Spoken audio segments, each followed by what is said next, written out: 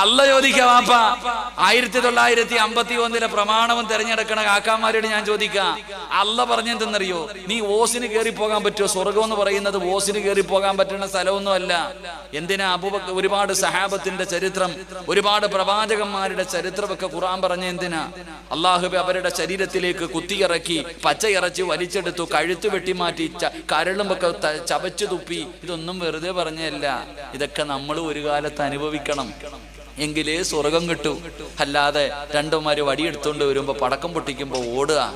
അതുകൊണ്ട് എൻ്റെ പ്രിയപ്പെട്ട സഹോദരങ്ങളോട് ഞാൻ പറയുക, നമുക്ക് പറയാനുള്ളത്, എനിക്ക് നിങ്ങളോട് പറയാനുള്ളത് ഒറ്റ ഒരു ഉപദേശം. ഈ പഴയ ആൾക്കാർ പറയും ശത്രുവിൻ്റെ ഉപദ്രവം ചില സമയത്ത് ഉപകാരമാകുന്ന.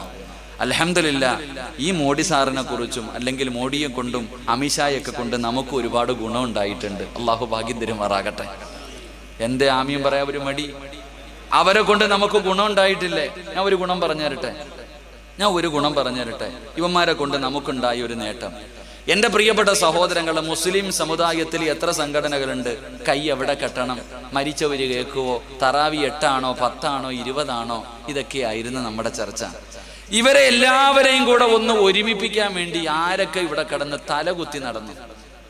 എത്രയോ പേര് പടച്ചവനെ ഈ സംഘടനകളെയൊക്കെ ഒന്ന് ഒരുമിപ്പിക്കാൻ വേണ്ടി നടന്നിട്ട് ഇന്ന് വരെ നടന്നോ? ഇവന്മാരെ കൊണ്ട് അത് പറ്റിയില്ലേ? ഇന്നിപ്പോ എറണാകുളത്ത് എൻ്റെ പ്രിയപ്പെട്ടവരെ ഒരു 5 ലക്ഷം പേര് പങ്കെടുത്ത ഒരു വലിയ പരിപാടിയുണ്ട്. അതിനകത്ത് എല്ലാവരും ഉണ്ട്. ആലിക്കുട്ടി ഉസ്താദുണ്ട്, കാന്തപുരം ഉസ്താദുണ്ട്. പടച്ചവനെ എല്ലാ സംഘടനകൾ ആൾക്കാർ ഇതുപോലെ നിരന്നിരിക്കുക. അത് ഇവന്മാരെ കൊണ്ട് പറ്റിയ ഒരു ഉപകാരമല്ലേ? സത്യം പറ, ആണോ അല്ലേ? എനിക്കെന്താ പറയാൻ മടിയണ്ട? അവരെ കൊണ്ട് നമുക്ക് കിട്ടിയ ഒരു ഉപകാരമല്ലേ? അപ്പൊ അൽഹംദുലില്ലാ, അള്ളാഹുവിന് ശുക്ർ ചെയ്യ്. അള്ളാഹു നിലനിർത്തി തരുമാറാകട്ടെ. നമ്മൾ കിയാമത്ത് നാൾ വരെ നോക്കിയാൽ പറ്റാത്ത കാര്യം ഇവന്മാരെ കൊണ്ട് ഒരൊറ്റ നിയമം പാസ്സാക്കിയപ്പോൾ പറ്റി. അപ്പൊ അതുകൊണ്ട് എൻ്റെ പ്രിയപ്പെട്ടവരെ, നമ്മൾ അങ്ങനെ ചിന്തിക്കും. നമ്മളെ ഭയപ്പെടുത്താൻ ഒരാളെ കൊണ്ടും പറ്റൂല. അള്ളാഹുവിനെ മാത്രം ഭയക്ക്. അല്ല നമ്മളെ കൈവിടൂല. പടച്ചുണ്ടെങ്കിൽ പിന്നെ നമ്മുടെ കാൽ ചുവട്ടി കിടക്കണ ഒരു പിടി മണ്ണുണ്ടല്ലോ, ഇവിടെ നിസ്കരിക്കുന്ന 5 വഖത്ത് നിസ്കരിക്കുന്ന അള്ളാനെ പേടിച്ച് നടക്കുന്ന ഒരുത്തന്റെ ഒരു കണ്ണീന്ന് വീഴുന്ന ഒരു തുള്ളി കണ്ണുനീരുണ്ടല്ലോ, അത് ശാപം തന്നെയാ. അള്ളാഹു കാത്തിരക്ഷിക്കുമാറാകട്ടെ. അതുകൊണ്ട് എൻ്റെ പ്രിയപ്പെട്ടവരോട് പറയുന്നു, അള്ളാനെ ഭയന്ന് ജീവിക്ക്. അവനവന്റെ ഈമാൻ സംരക്ഷിക്കാൻ നോക്ക്. സ്വർഗത്തിൽ പോകാൻ കിട്ടുന്ന അവസരവ പാഴാക്കി കളയരുത്. അതുകൊണ്ട് എൻ്റെ പ്രിയപ്പെട്ടവരോട് പറയുന്നു, അൽഹംദുലില്ലാ, പ്രകടനങ്ങൾ നടത്താൻ പറ്റും, പ്രതിഷേധങ്ങൾ നടത്താൻ പറ്റും. പക്ഷെ എൻ്റെ പ്രിയപ്പെട്ട ഈ നാട്ടിലുള്ള പള്ളി കമ്മിറ്റിക്കാരോട്, ഉസ്താദന്മാരോട് എനിക്ക് പറയാനുള്ളത്, ഏറ്റവും വലിയ ആയുധം പ്രകടനമോ പ്രതിഷേധമോ അല്ല.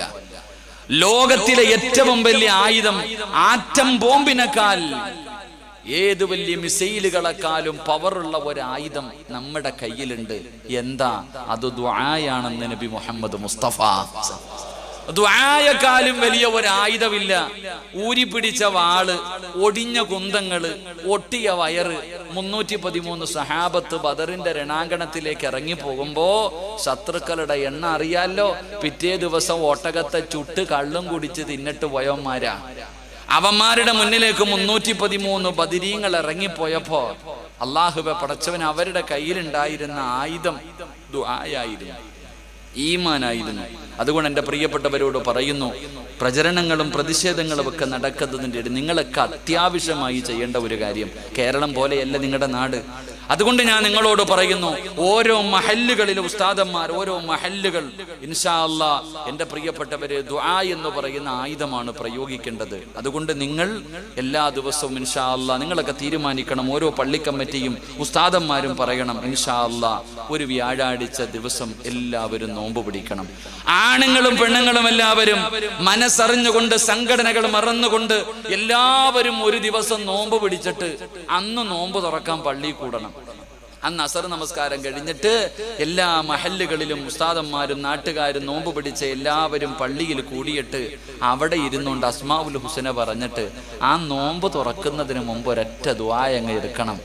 എൻ്റെ പ്രിയപ്പെട്ടവരെ, അവിടെ ഇരുന്നു കൊണ്ട് ആത്മാർത്ഥമായിട്ട് മുസ്ലിം ഉമ്മത്തിന് വേണ്ടി, നമ്മുടെ സമുദായത്തിന് വേണ്ടി, ഈ സമുദായത്തിൻ്റെ ഇസ്സത്തിന് വേണ്ടി അള്ളാഹുവിൻ്റെ മുന്നിൽ, അത് തടയാൻ ആരെക്കൊണ്ടും പറ്റൂലല്ലോ, അവിടെ ഇരുന്നു കൊണ്ട് ആ ആയുധം പ്രയോഗിക്കണമെന്നാണ് എനിക്ക് നിങ്ങളോട് പറയാനുള്ളത്. അള്ളാഹു നമുക്ക് എല്ലാവർക്കും ഈമാൻ നൽകി അനുഗ്രഹിക്കുമാറാകട്ടെ. അതുകൊണ്ട് എൻ്റെ പ്രിയമുള്ള സഹോദരങ്ങളെ, ഇൻഷാ അല്ലാഹ്